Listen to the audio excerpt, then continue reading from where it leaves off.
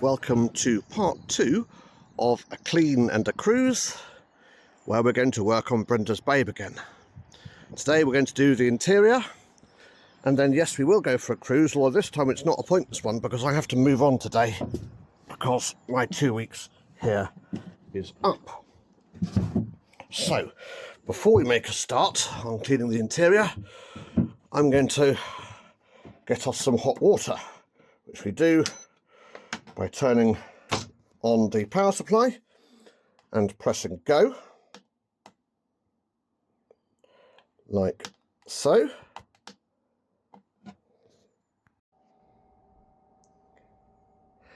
And we have got ourselves a startup sequence. It normally takes a few minutes to start up. And here we've got two temperatures. This temperature is the temperature of the heater itself, and this temperature is the temperature of the water in the tank. So we're going to leave it for half an hour or so, and then we shall come back to some lovely hot water which I can use to clean the boat with. Before we do that, we need to assemble our weapons. Weapon number one is very simple. It is the good old-fashioned dustpan and brush, which we shall use to get this boat looking very marginally less disgusting than it currently is. So let's make a start.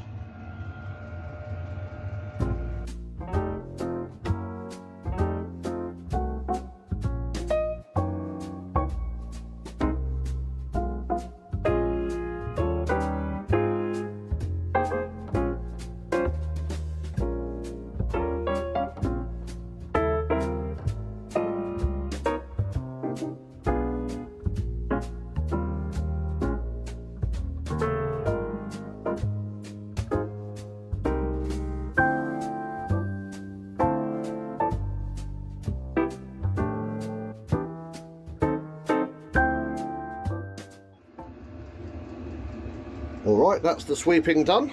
Let's have a quick check on where we are with our hot water. The heater is at 51 degrees and the water is at 12.7 and rising. So we will wait a little bit for that to happen, and then we can do some damp cleaning. Alright, let's see how we are getting on with the hot water. Okay, we've got the hot water up to 42 degrees, which is probably warm enough for our purposes, so we shall switch this off, and that now has to be given 3 or 4 minutes to cool itself down, and then we can crack on in the meantime with our damp dusting to begin with.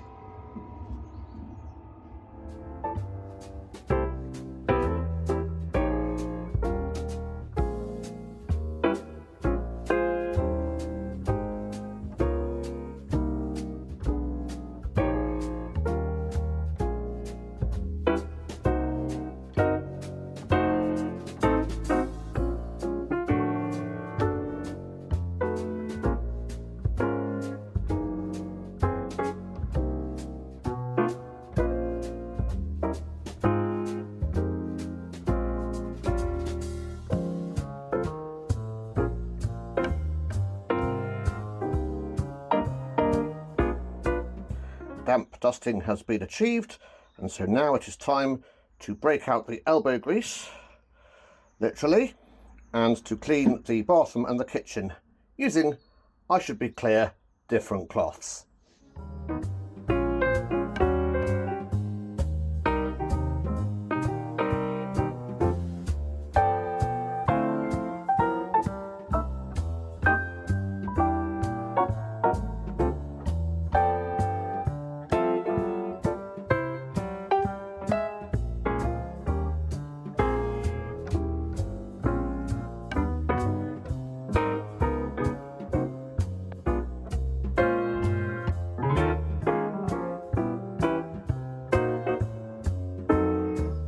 Right, our final job is to wash the floor, which I shall do, and then I shall reward you for basically looking at 10 minutes of me doing domestic chores by taking you for a little cruise. Let's crack on.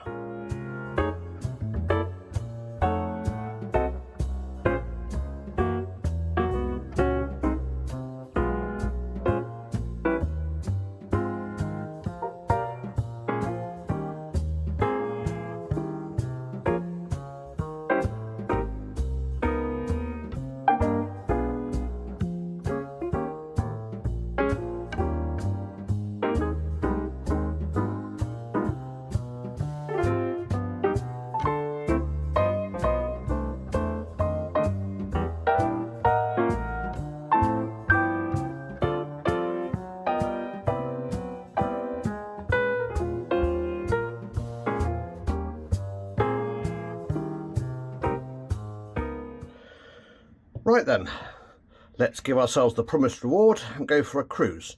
Although by promised reward, obviously I mean necessity for the licence conditions of the CRT. Now I started this engine yesterday, so with a bit of luck it might start on the button. Let's have a look and see. Look at that.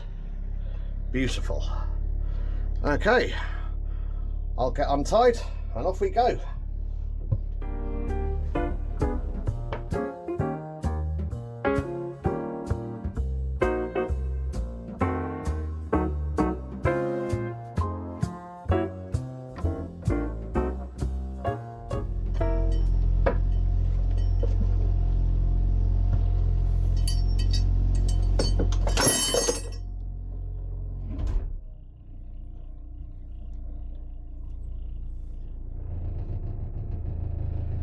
Okay, now today's jaunt is going to be through Wolverton and just out the other side, where there are some moorings where you can use mooring pins and bang them into the ground. I don't know what the access is like to a road, so I'm going to take this boat down today, and I'll take Utopia down tomorrow, and we will see. So I'll case the joint today. I obviously don't need road access to this boat on a regular basis, but to go to work and stuff, it's helpful if Utopia's near a road of some sort. So we've already done this bit. We did this bit in the last video, so I shall probably fast forward through this chunk, and we'll come back once we are significantly past where we turned out last time. Let's break out the jazz.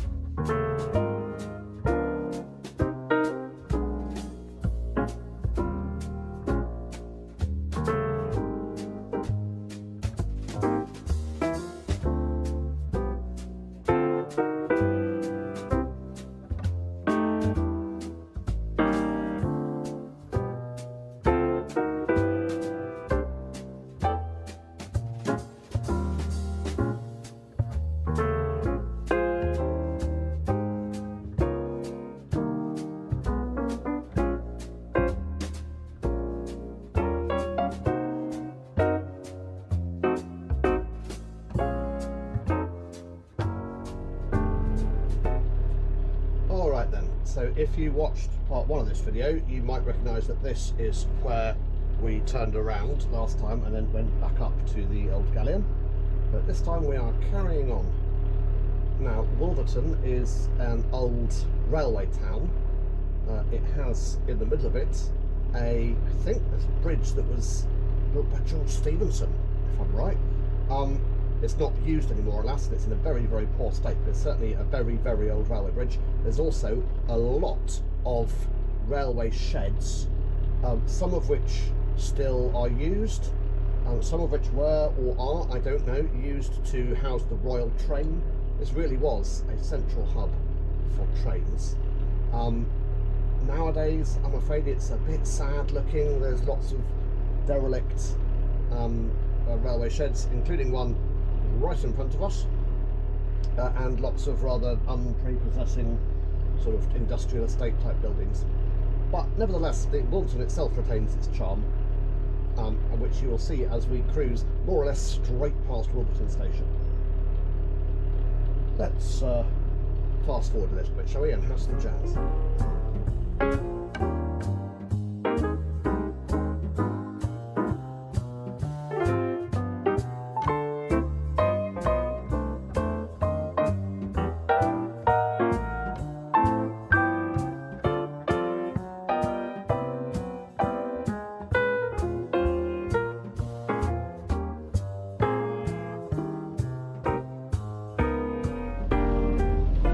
This first bridge that we are just coming up on is our extremely old railway bridge. As I say, I think made by Stephenson's. In any case, it leads to a set of sidings which I think have got some mothballed flatbed trucks in them, So I believe it technically it could still be used to pull those trucks out, although I doubt they have moved for some years. And then this bridge here is an ex-railway bridge, but now a road bridge going to the extremely des-res flats, which have been built in the shell of one of the old railway warehouses or railway sort of train sheds. They've actually done it rather nicely. They've built the sheds inside the shell, not utilising the shell, but like inside the shell, as opposed to here on the left-hand side where you can see the ubiquitous modern des-res flats. This was the wharf where the canal boats were unloaded, and the black bridge you can see just ahead of us goes directly into Wolverton train station. So we are really very close to the train station. On the right hand side we've got the des-res flats built inside the warehouse shell, and shortly after this next bridge is where we are going to stop. So we'll have a short fast forward section and then I will come to a stop.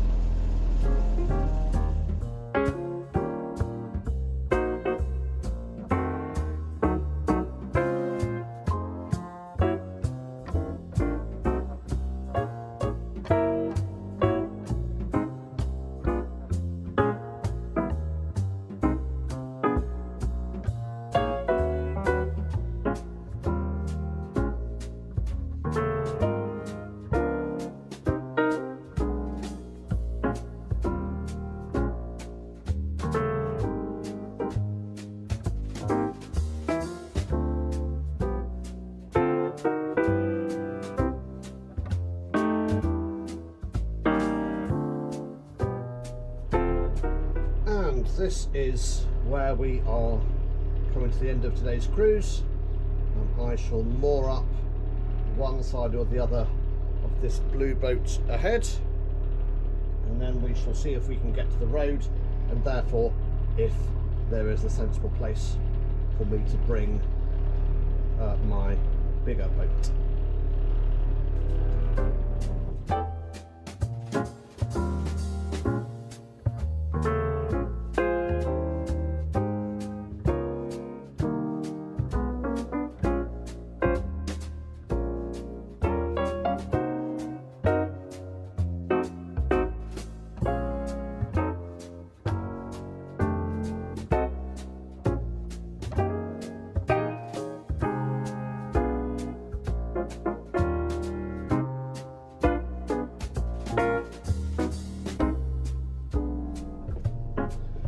And that is the end of today's ramblings.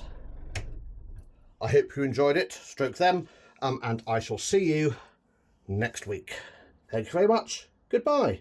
If you've enjoyed this video, please don't forget to like and most particularly subscribe.